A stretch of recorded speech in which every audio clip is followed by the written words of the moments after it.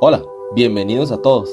En este video abordaremos la vida de Galileo y todos los elementos que conllevaron a su cuestionamiento sobre los postulados de la Iglesia Católica, específicamente la teoría geocéntrica. Todo esto a raíz de sus descubrimientos científicos y su relación con la teoría heliocéntrica propuesta por Nicolás Copérnico. También se abordarán las razones de su condena y se planteará la siguiente pregunta: ¿tuvo razón la Iglesia Católica al condenar a Galileo? Muy bien, comencemos. Galileo Galilei, un filósofo, matemático, ingeniero, físico y astrónomo italiano, quien fue muy cuestionado y perseguido en su época por la Iglesia Católica. Un hombre que tuvo una gran lucha tanto interna como externa, ya que tuvo que luchar contra los principios y creencias religiosas que se le inculcaron desde pequeño. Galileo poseía una gran inteligencia y sentido crítico, y gracias a esto y a su desarrollo científico, pudo crear grandes inventos, hacer grandes investigaciones y encontrar ciertos fallos en la teoría geocéntrica, más específicamente en el modelo ptolomeico. Debido a esto, Galileo tuvo que plantearse seriamente el cuestionar la teoría geocéntrica, que en ese entonces era la teoría impuesta por la Iglesia Católica y la que todos debían tomar como verdadera. Y por medio de experimentos y observaciones al espacio con su telescopio, logró demostrar que la teoría geocéntrica propuesta por Aristóteles se equivocaba, al igual que la Iglesia Católica, que era quien la promulgaba, pasando así a apoyar y defender una nueva teoría, una teoría propuesta por el sacerdote Nicolás Copérnico y que fue postulada justo antes de su muerte en el año 1543 en su libro De Revolutionibus Orbium Celestium, la teoría heliocéntrica. Dichas acciones dieron paso a una batalla campal entre ciencia y religión que perduraría por cientos de años y que le costaría la libertad a Galileo en el año 1633. Está claro que hubo muchos factores que influyeron en el cambio de opinión de Galileo y su posterior lucha contra la Iglesia Católica, pero ¿cuáles fueron específicamente los factores que influyeron en el cuestionamiento por parte de Galileo a la teoría geocéntrica y su posterior apoyo a la teoría heliocéntrica? ¿La Iglesia Católica tuvo razón en condenar a Galileo por sus acciones? Vamos a analizarlo. En primer lugar, es importante conocer los inicios de Galileo y un poco de su historia. Galileo fue el primogénito de 7 hermanos, nacido en Pisa en el año 1564. Hijo de comerciantes, su madre Giulia Manati di Pesia, una mujer católica, nacida en la pequeña ciudad de Lucca en Villa Basílica, y su padre Vicencio Galilei, ateo, gran contribuyente de la revolución industrial y quien desde muy pequeño le inculcó a Galileo el gusto por la música, la lectura y las matemáticas. En el año 1574, a sus 10 años de edad, Galileo junto con sus padres se trasladan a vivir a Florencia, donde queda al cuidado de su vecino, quien era un hombre muy devoto y quien lo introduce en la religión católica. Años después, Galileo entraría como novicio al monasterio de Santa María de Villambrosa, donde aprendería el idioma griego y comenzaría a leer y aprender acerca de Aristóteles y otros filósofos griegos en la biblioteca del monasterio.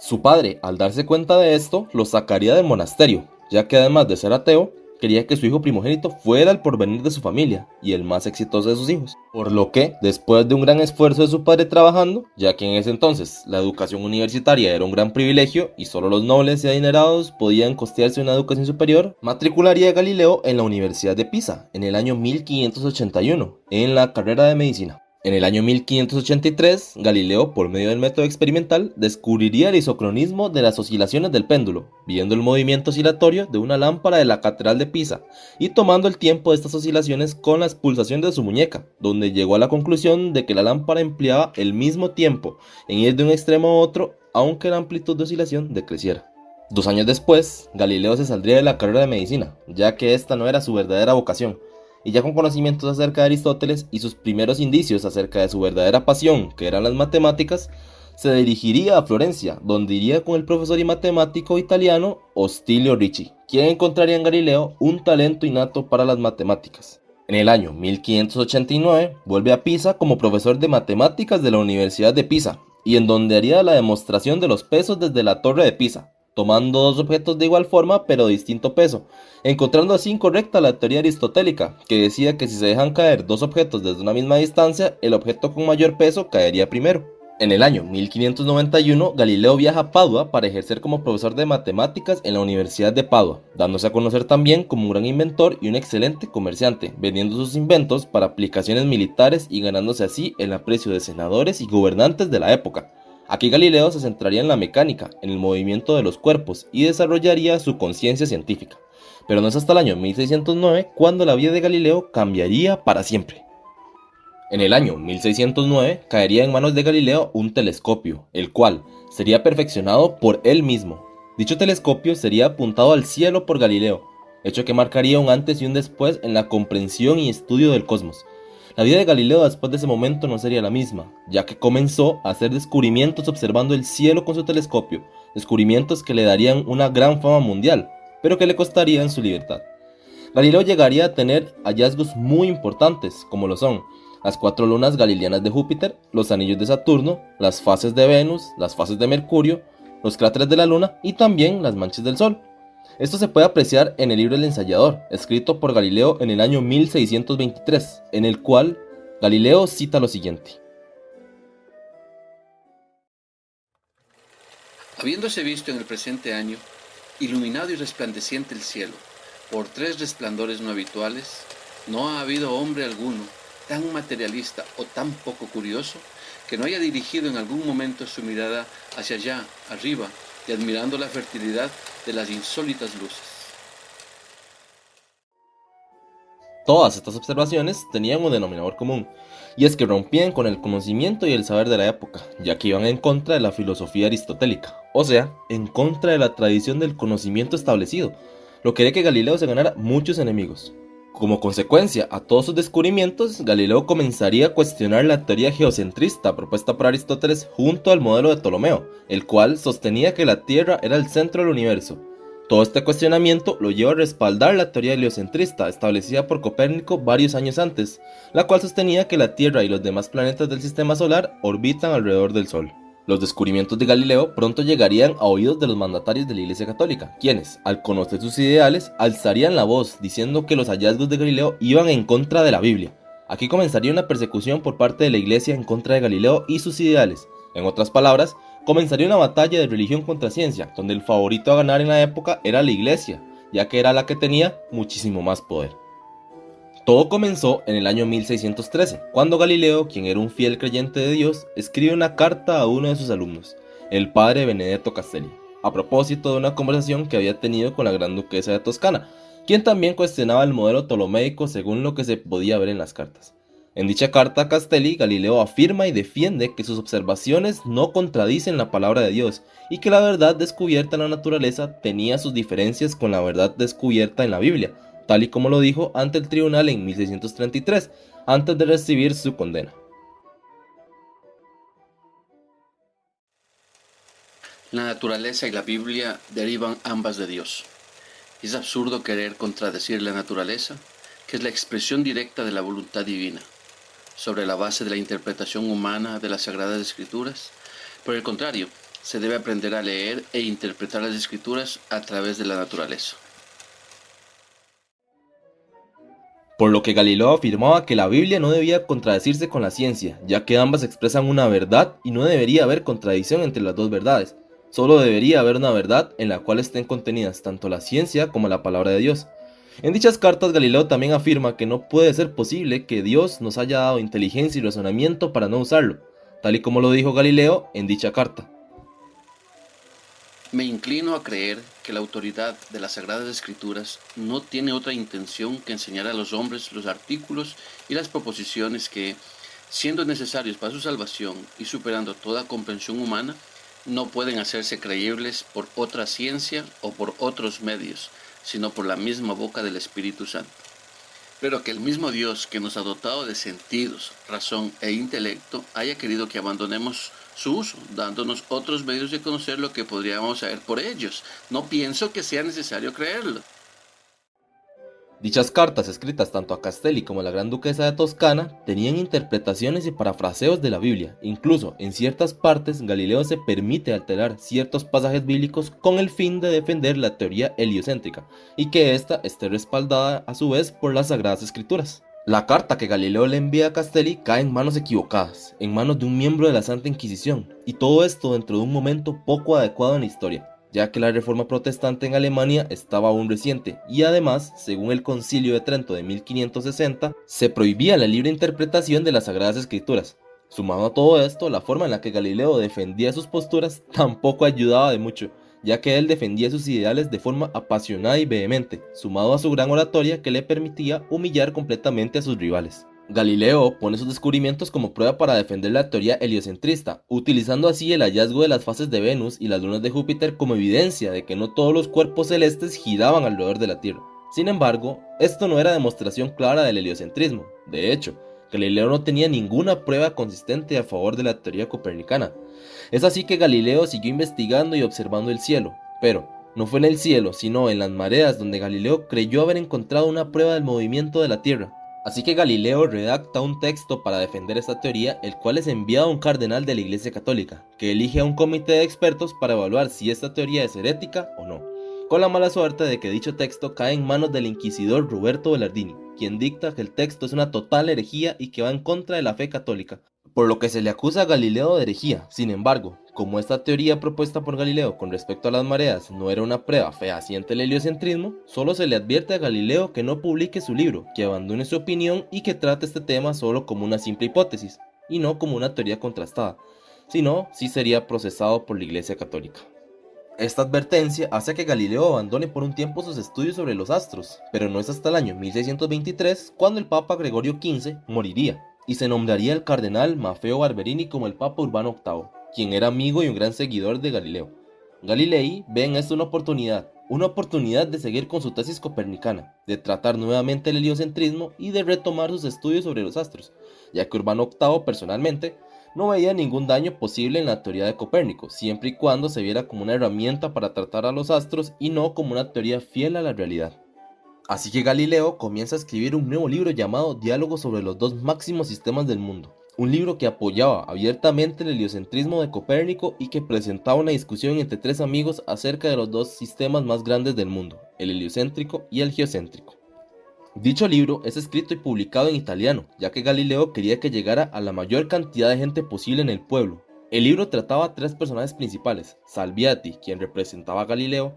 Sagredo, quien siempre se inclinaba a favor de Salviati; y Simplicio, quien era un filósofo aristotélico y que generalmente terminaba humillado por Salviati y Sagredo, quienes discuten al final cuál es el mejor sistema. Galileo termina este libro en 1630 y para evitar problemas hace pasar el libro por la revisión de inquisidores y miembros del clero, con la mala suerte de que su amigo el Papa Urbano, contra todo pronóstico, toma el texto de la peor manera posible, ya que los asistentes del Papa, al leer el libro, pensaron que el personaje de Simplicio, una figura ridiculizada a lo largo del libro, estaba basado en el mismísimo Urbano VIII.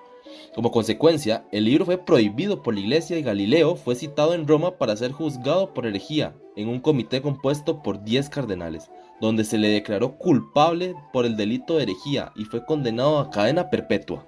Galileo, viéndose en esta situación tan delicada, decide leer un texto renegando sus ideas del cosmos, esperando que le bajaran la condena, pero no es sino por la intervención de sus amigos con mayor poder político que le suavizan la condena, de una instancia en prisión a un arresto domiciliario, primero en la casa del embajador en Roma, luego en la casa del arzobispo de Siena y finalmente en su hogar, siempre con la prohibición de recibir visitas. Esto no detuvo a Galileo, quien publicó su último libro antes de morir en forma de diálogo, titulado Consideraciones y demostraciones matemáticas sobre dos nuevas ciencias, con los mismos personajes del libro Diálogos sobre los dos máximos sistemas del mundo. En este libro aborda sus descubrimientos sobre el movimiento y la mecánica, tales como el plano inclinado, la composición de movimientos, la caída libre, incluso la ley del cuadrado cubo. En este arresto domiciliario, estando muy débil, ciego y solo, Galileo moriría en el año 1642, a la edad de 78 años, siendo recordado por todos como un mártir de la ciencia. En el año 1979, la Iglesia Católica, dirigida en ese tiempo por el Papa Juan Pablo II, comenzó una investigación sobre el caso Galileo, y no fue hasta el año 1992, casi una década después de haber empezado la investigación, cuando el Papa Juan Pablo II, en nombre de la Iglesia Católica, pediría perdón públicamente por el caso de Galileo, dando como concluido su caso y retractándose en nombre de la Iglesia Católica, manifestando así los claros errores en el proceso con relación a Galileo.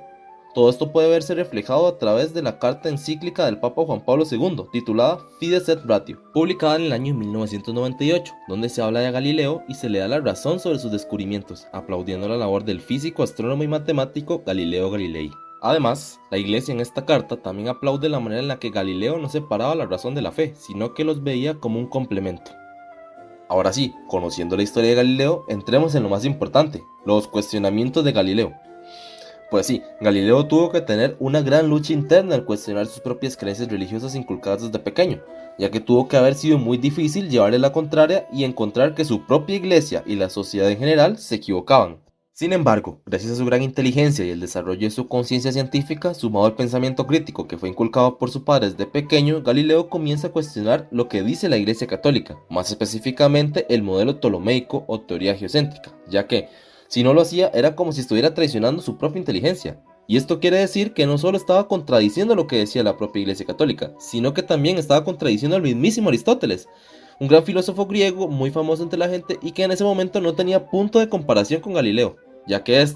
sí, había hecho varios descubrimientos muy importantes en la época, pero su relevancia en ese momento no llegaba a ser tanta para opacar ante la gente las ideas de Aristóteles. La importancia de los descubrimientos de Galileo no queda de lado cuando se habla de lo que llevó a Galilei a cuestionar la teoría propuesta por Aristóteles, ya que estos fueron parte fundamental en su respaldo a la teoría heliocéntrica. Como se mencionó anteriormente, la llegada del telescopio a manos de Galileo presentó un antes y un después, tanto en la vida de Galileo como en el estudio del cosmos.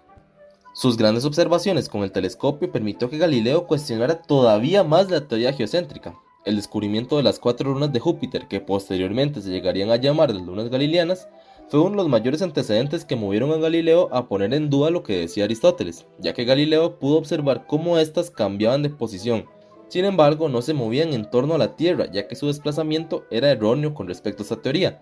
Pero Galileo pudo observar cómo éstas se movían en torno a Júpiter, por lo que era una prueba fehaciente con respecto a la teoría copernicana. Con todo lo anteriormente mencionado, se puede concluir que los cuestionamientos de Galileo a la teoría aristotélica son consecuencia primordial de la llegada del telescopio a sus manos y posteriormente de sus observaciones y descubrimientos con este. Me atrevo a decir también que en vista de todas las persecuciones que recibió Galileo por parte de la Iglesia Católica con respecto a la teoría copernicana y sus estudios en los astros, la aceptación y promulgación de la teoría copernicana por parte de Galileo se pudo haber vuelto algo personal en contra de la Iglesia Católica, con dos objetivos claros: demostrar que Galileo tenía razón en todo momento, por lo que la Iglesia se equivocaba,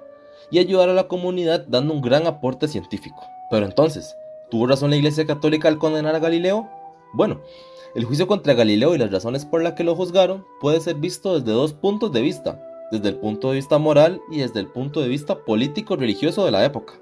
Desde el punto de vista moral, Galileo fue un mártir de la ciencia, un hombre perseguido por la Santa Inquisición solo por exponer la verdad. Desde este punto de vista, Galileo solo quería ayudar a la comunidad científica dando un gran aporte que cambiaría el mundo. Sin embargo, la Iglesia Católica trató de censurarle e hizo todo lo que estuvo en sus manos para hacerlo. Galileo fue injustamente juzgado y condenado, y murió solo en su casa de habitación, una condena un poco dura viendo los antecedentes que lo llevaron a este cruel destino. Pero, si lo vemos desde el punto de vista político-religioso de la época, Galileo fue un rebelde, un revolucionario que iba en contra de las leyes de la Iglesia, en contra de las leyes de Dios. Desde este punto de vista, Galileo cometió delitos graves como el de la libre interpretación y manipulación de las Sagradas Escrituras, actividad prohibida según el Concilio de Trento de 1560. Por este y otros delitos como el de la herejía, Galileo fue juzgado ante un tribunal y condenado a cadena perpetua, aunque después se le rebajó la condena a un arresto domiciliario de por vida. Actualmente Galileo ya no es visto de esta forma por la Iglesia Católica, ya que esta, 350 años después del juicio contra Galileo y después de un profundo análisis, declaró que la forma en la que se le trató a Galileo en su tiempo fue injusta y los métodos que se utilizaron no fueron los correctos, pidiendo así disculpas públicamente y reconociendo su error.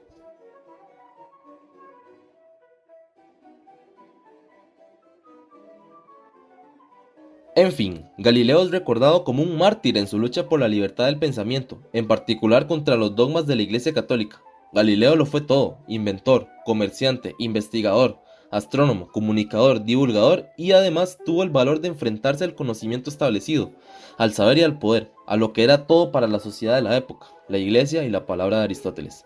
Galileo, basándose en la observación y en la experimentación por encima del pensamiento puro, logró demostrar sus descubrimientos sobre la naturaleza, el mundo y los astros, fundando así lo que hoy se conoce como la ciencia moderna, poniendo en riesgo su libertad, su prestigio e incluso su vida por luchar por sus ideales. Por lo anteriormente mencionado, a Galileo se le conoce como el padre de la experimentación y el padre de lo que hoy conocemos como ciencia, y hoy lo recordamos como uno de los más grandes hombres de la historia de la humanidad, En mi opinión, Galileo es un gran ejemplo como hombre científico y divulgador de la ciencia, ya que no pudo haberlo hecho mejor a través de sus libros de diálogos, obras de arte en cuanto a comunicación de la ciencia se refiere. Para mí, y estoy seguro que para muchos, Galileo es uno de los más grandes hombres de la historia, un personaje que no tenemos que olvidar con grandes contribuciones en diferentes áreas de la ciencia, pero sobre todo por la transformación que indujo en el pensamiento, en la forma de ver el mundo y la naturaleza.